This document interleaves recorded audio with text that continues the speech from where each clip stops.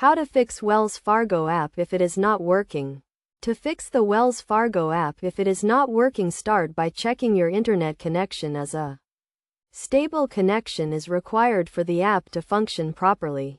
Ensure your device is connected to a reliable network and try restarting the app.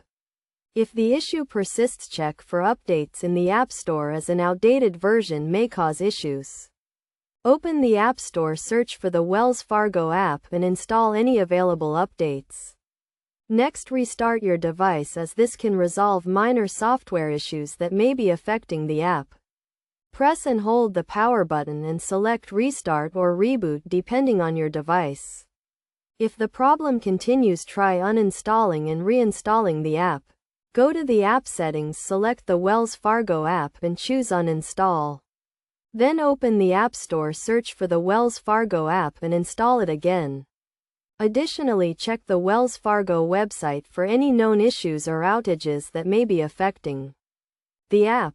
You can also try clearing the app cache and data to resolve any issues with stored information.